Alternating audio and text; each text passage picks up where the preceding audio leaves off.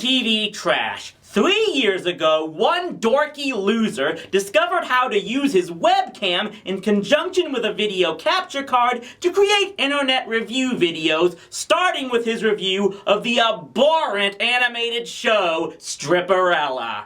Now, more than 100 episodes later, here we are, having endured way too many bad TV shows to keep my sanity intact, tempered every once in a while with something good that was sadly lost in the folds of history. It's been my custom on this anniversary to review either another Pamela Anderson TV show or something else that aired on that Spike TV animation block.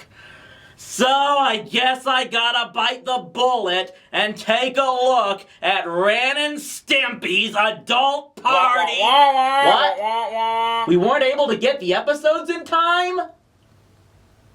Woohoo!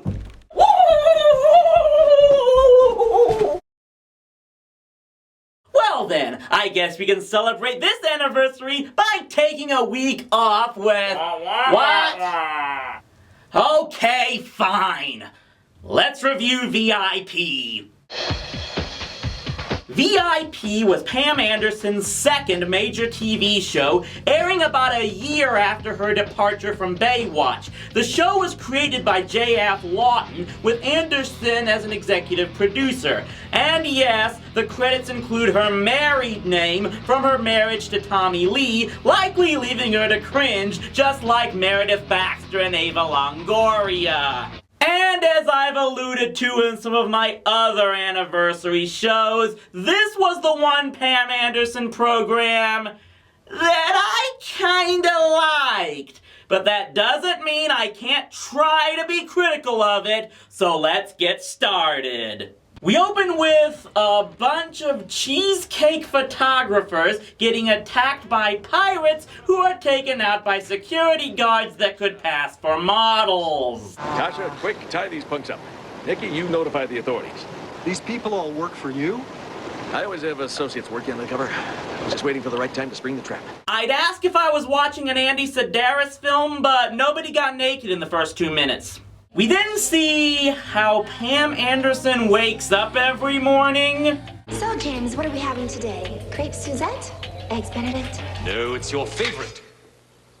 A hot dog? No, this is Valerie Irons, who dreams of a life of stardom while shilling hot dogs. Oh, so many Pam Anderson wiener jokes, not enough time. What did you think? You'd hop off the bus and become rich and famous overnight? Well, doesn't have to dream. Hey, who knows? Maybe some movie star will decide he's tired of champagne and caviar and decides he just wants a phallic-shaped piece of processed pork innards. Not kidding! That's what happens as Brad Cliff shows up at their stand and somehow becomes smitten with Valerie despite the very bad uniform and obvious minimum wage status. New film premieres Friday. I don't have a date. Well, I was planning on taking Jennifer Amnesty, but I don't think we've got a long-term future. When she shows up with Brad that night, it turns out the award ceremony has pathetic security, and Brad's a little bit of a pansy.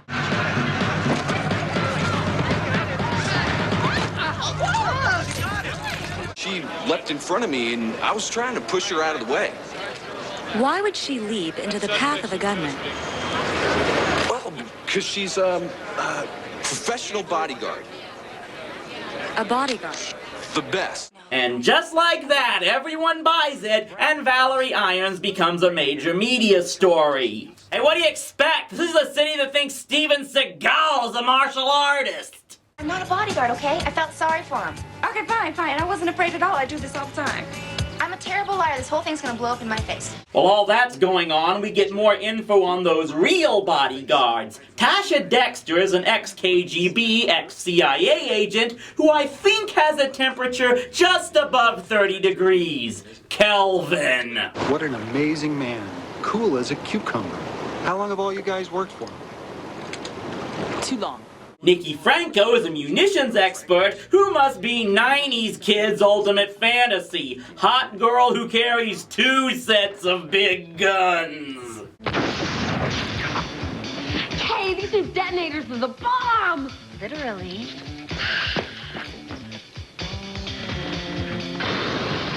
Quick Williams is an ex-fighter who serves as the token male to try and make it look like this show's about more than just sex fantasies. Yeah, you got it. And then there's Kay, the receptionist meant to fulfill the wet dreams of every computer geek out there. Pheromones? An odorless hormone secreted by the sweat gland in order to stimulate the opposite sex. Hi, Snorlax. It's me, Pikachu. Our Pokemon names. Yeah, I'm drooling again, aren't I? You know, with my name and your abilities, Colt Aero Security became the leader in celebrity protection. But the washed-up TV star that owns their business is one big tax cheat, and he sells them a bankrupt agency before fleeing the country, leaving them with a business desperately in need of a drawing card. Sure. Let's just call it Valerie Irons. I'm sure she's not busy. I mean, how come we have never heard of this Valerie Irons? Yeah, it's me. Cover the exits. Valerie Irons Protection, VIP. It'll be the hottest name in high-profile security. And we'll take care of everything. You'll never be in any danger. You won't even have to carry a gun. You'll probably never even leave the office. You'll get an expense account, company car, corporate jet, and a suite at a luxury hotel. You'll probably clear better than $500,000 a year. The only downside is you'll have to dine at the best restaurants, stay at the finest hotels, and hang out with famous people. So yes, to recap, working at a hot dog stand got this woman a date with a movie star, which led to her becoming the face of a major security agency. Goodbye, hot dogs. Woo! About the only thing more unlikely would be if she went to a football game and got so many cheers on the video board that it landed her an endorsement deal in a TV show.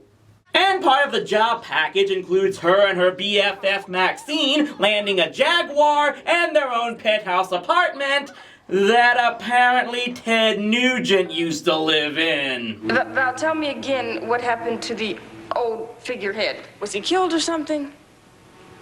They promised me I'd never even touch a gun, so I'm sure we can just get rid of all that stuff. Yeah, Val, are you sure you thought this all the way through? I really like the Jag. Oh, and that whole deal about Val not being in any danger? Yeah, that doesn't even last 2 hours. Counted at least 25. You think we got a chance? Nope. If we live through this, I want to read my job description. Hey, Val! Pretty slow first day so far. Hopefully it'll pick up in the afternoon. Did I mention that you'd never be in any danger? I'm gonna kill those guys. You're right. She's pretty intense. Where's the passageway go? She didn't go down that stupid passage. You think she's so dumb as to leave the door open to show you where she went? She's like a chess master, always on the offensive. She's right behind you. Checkmate.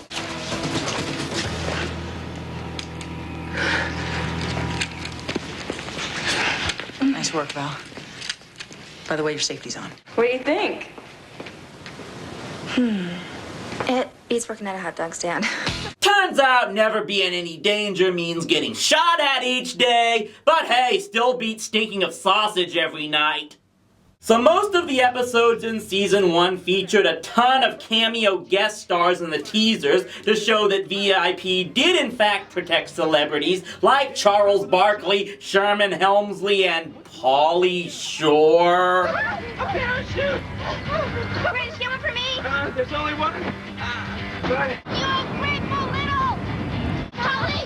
Where were you? I was waiting. Oh, how close we could have come to not having Biodome made. But those were just a lure at the start before getting into the real plots, like protecting a cosmetic scientist who develops the ultimate pheromone spray. It's crazy. Allow me to clarify What is here the technique. this guy working on a love potion? He's the one man alive who does not need it. Yes? Tell me he was a major babe. Wait, so this guy invented a cologne that just a couple of sprays will make every woman in the world want you? What about the risks associated with prolonged exposure to male pheromones? The so-called rebound effect, leading to extreme aggression and... Shut up and take my money. The ladies go undercover to thwart a major heist that's under the direction of Ice-T. What were my orders?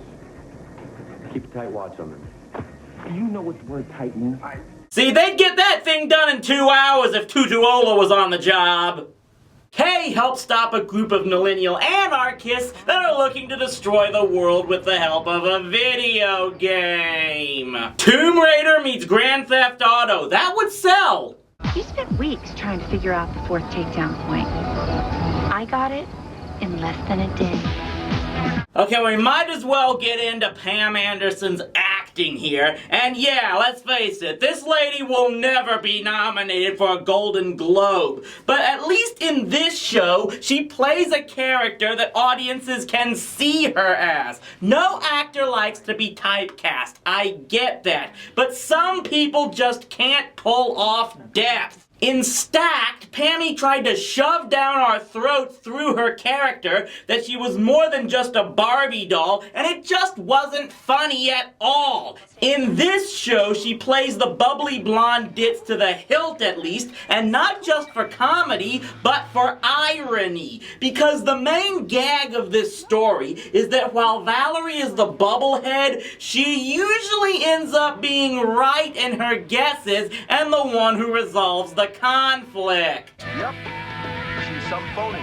Like when she believes a paranoid online blogger out to expose a media mogul as a war criminal. Balikis Petrovsky? You see, he plundered the Republic's treasury to buy himself this new identity and become an international media baron. Go hog wild on the Rupert Murdoch jokes, people! Or that the secret to fighting the aforementioned love spray was to apply sunblock. I've had this on since I met Ken. Julie had it on. We're the only two unaffected. Come to think of it, I have felt kind of strange. I guess we could try it. Protects from UV rays and mind-controlling cosmetics. We don't know what we're stealing or from where. Platinum's heavy.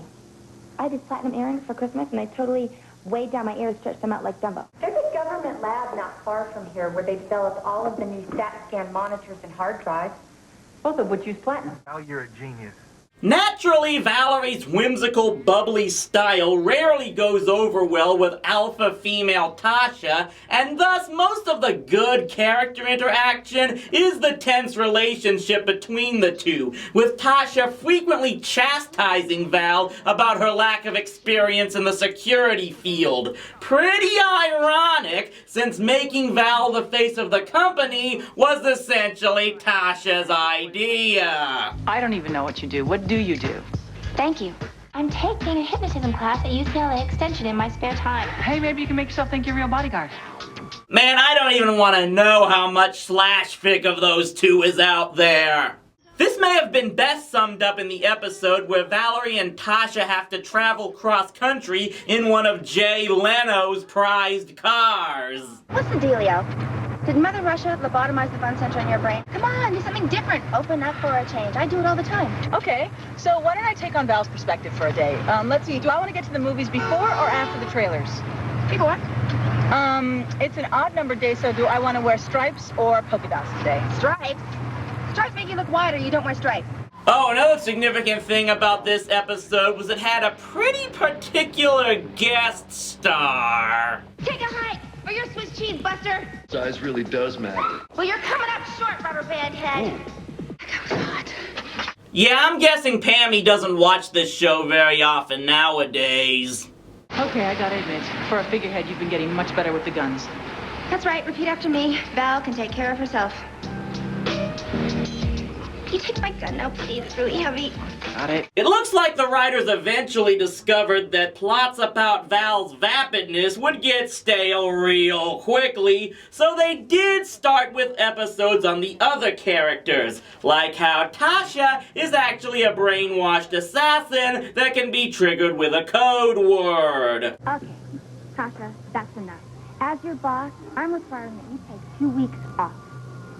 I said I didn't need a vacation. Well, I think you do. I don't need a stupid vacation. Get out of her way.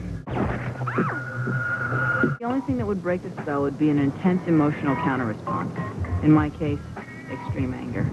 No thank yous needed. You hear that, guys? If I become a brainwashed killer, just start mentioning TMZ! Or how Nikki had a pretty interesting childhood, given that her father was a police officer and her grandfather is a mob boss. And after finally discovering that Gramps didn't in fact put a hit on Daddy, she not only makes peace with him, but her grandfather actually becomes an ally to VIP. Eventually, they started to create some sort of storyline involving Val herself. It started when we first met her mother, who was played by Lonnie Anderson.